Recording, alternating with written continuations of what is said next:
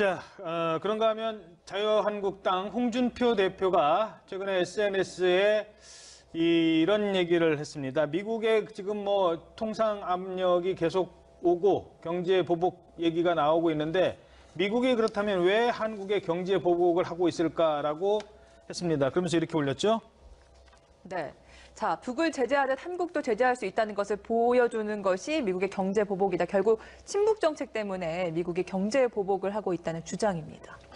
이제 홍준표 대표의 장점과 단점을 좀 제가 말씀드리면 장점은 이슈를 만드는 능력은 탁월합니다. 그러니까 본인이 그러니까 예전 대선 때도 그랬는데 본인이 하고 싶은 얘기를 일관되게 메시지를 전달하는 능력은 있어요. 근데 단점은 뭐냐면 그걸 포장을 너무나 그럴듯하게 못한다는 거죠. 그러니까 말이라든지 어법이라든지 표현 자체에 있어서 이거 너무한데라는 게 거부감을 느끼는 표현이거든요. 그러니까 지금 이것도 단점이 있는데 뭐 좀 어제 이제 문재인 대통령은 야 이거 청와대 쪽에 경제와 안보는 분리돼야 되는 거다.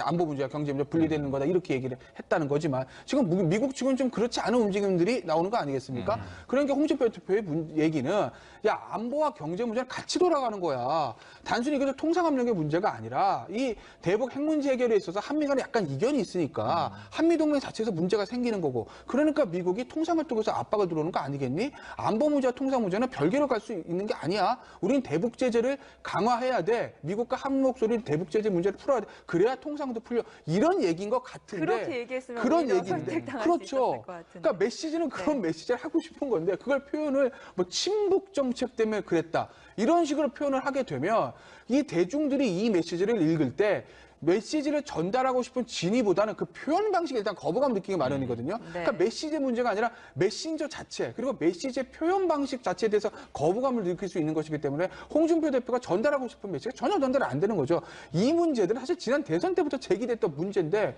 그걸 홍준표 대표는 절대 고치지 못하더라고요. 그걸 하면 홍준표 대표가 아닌 거죠.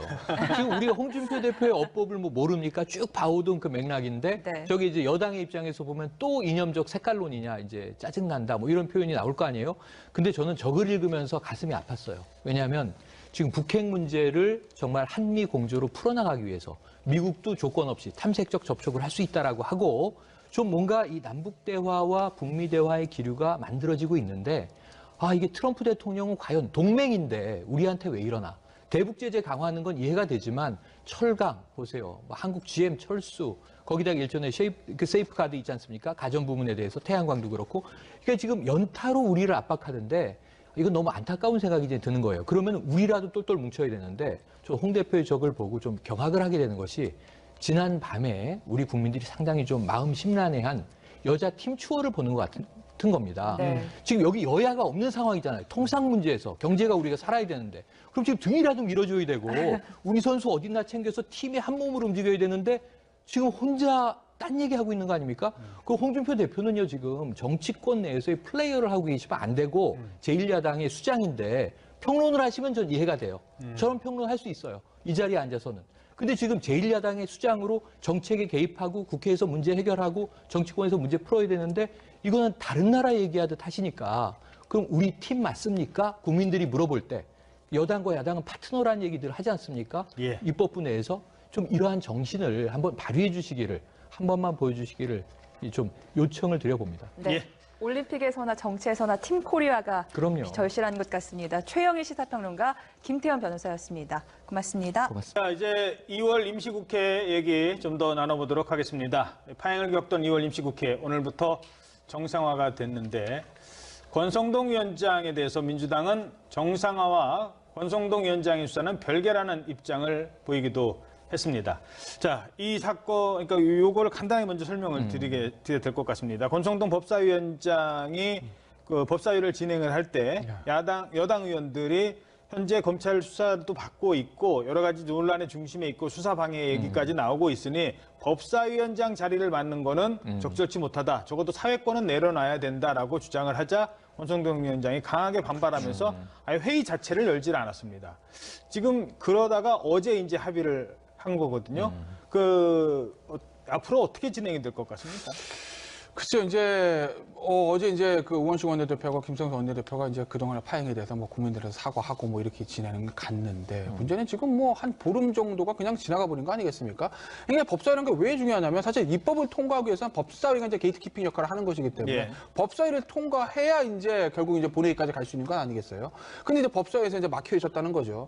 그러니까 뭐 권성동 위원장의 태도도 비판을 받을 수밖에 없죠. 본인 이제 문제가 있었다고 하게 되면 이거 사회권은 좀 최소 여당 안에도 야당에 이제 다른 뭐 간사나 이런 사람들한테 대행 체제로 넘기고 와야 되는 게 맞는 게 아니냐라는 이제 비판도 있는 것이지만 여당도 사실 좀 비판을 좀 피할 수 없는 게 뭐냐면 이 여당이 책임이라는 게 물론 법이 통과 안 돼서 일이 진행 안 돼서 성과가 안 났을 경우에 그것이 뭐 야당의 발목 잡기다 뭐다 어쩌고 여러 가지 얘기는 할 수 있지만 결국은 모든 책임이 여당한테 돌아오는 거 아니겠습니까? 박근혜 전 대통령 시절에도 뭐 개혁입법 통과, 노동개혁입법이라든지 그 4대 개혁입법 통과 못 시킨 거에 대해서 국회 선진법 탓이다 뭐 야당의 발목 잡기다 얘기는 하지만 결과적으로는 입법이 통과 안 돼서 가장 큰 피해를 본 건 집권 여당인 새누리당과 당시 청와대였거든요. 지금 더불어민주당과 청와대는 마찬가지인 거죠. 권성동 위원장의 사회권을 놓지 않건 말건 간에 어쨌든 여당이 그럼 정치력을 발휘해서 그 부분을 좀 뚫고 나갔어야 되는데 야 당신 내려와 이 얘기만 하다가 보름이 휙 지나갔습니다. 여당도 얻은 것은 하나도 없는 것이라는 거죠. 그러니까 지금 여당도 그렇고 야당도 그렇고 이게 정쟁, 본인들의 어떤 정파적 이익에만 매몰려서 이 문제를 해결해 나가야 되는 능력, 조정 능력과 갈등 해결 능력이 전혀 지금 상실된 그런 굉장히 좀 최악의 상황이라고 볼 수 있을 것 같습니다. 게다가 여당 입장에서는 네. 2주나 보이콧을 했는데 빈손으로 복귀한 셈이 됐어요. 네, 빈손입니다. 지금 오늘 뭐 원래 예정대로면 오늘 본회의가 있고요. 28일 마지막 날 본회의가 있는데 본회의 도대체 무슨 법안이 올라가서 처리가 되는 걸까요? 무슨 비쟁점 법안, 민생 법안은 여야 없이 먼저 하자 이런 얘기는 수없이 해왔고요. 또 쟁점 법안 중에서도 정부 입장에서는 지금 필히 추진해야 되는 핵심 법안들이 있는데 지금 아무것도 안 하고 2월 임시국회는 개점 휴업이다 이 이야기만 나오다가 정상화에 합의했다 이 소식이 어제 들려왔는데 네. 그럼 정상화의 내용이 뭐냐 이건 아직 모르겠다는 거거든요. 그리고 지금 전 그래서 여야 모두 책임이 있어요. 국회는 결국은 합의와 협의를 통해서 이루어지는 기구이기 때문에 모두의 책임을 간과할 수는 없지만 저는 권성동 법사위원장은 좀 안타깝습니다. 왜냐하면 지금 두 가지의 문제가 터져 있어요. 아까 염동열 의원은 아니고 의원 보좌관에 대한 압수수색이 이루어지고 있는데 권성동 의원도 그 보좌관이 강원랜드 채용 비리에 연루돼 있다. 그렇죠. 수십 명의 명단을 밀어넣었다. 그리고 많이들 이제 취업이 됐더군요. 이 문제에 권성동 의원이 연루됐느냐 아니냐. 이걸 본인이 지금 헤쳐나가야 되는 과정인데 두 번째가 터져 나온 건 뭐예요? 안미영 검사의 폭로 아닙니까? 예, 외압. 수사에 외압을 넣어서 이 수사를 무마시키려고 힘을 썼다. 이건 보좌관이 할 수 있는 일은 명백히 아니죠. 그렇죠. 그렇다면 여기에 대해서 권성동 위원장이 조사에 응하든가 뭔가 입장을 밝히든가 해야 되는데 쉽게 말하면 여야 모두 책임이 있다라고 얘기하지만 하나 본회의장으로 법안이 올라가는 병목인 법사위의 위원장이 자신의 비위 혐의에 대한 의혹 때문에 어찌 보면 강짜를 쓰는 상황에서 국회 전체가 올스톱돼 있는 것. 그럼 이 한 명의 의원의 파워, 위원장의 파워가 얼마나 센지를 국민들이 보고 있는데 이게 지금 합리적이라고 생각을 하겠느냐. 설민심을 거쳐서 국민들의 입장을 보면 이렇게 해서는 안 되는 거 아닌가. 그리고 이것도 제1야당인 자유한국당이 이것을 묵인하고 있어서는 안 되는 거 아닌가. 이런 생각도 해봅니다. 예, 알겠습니다.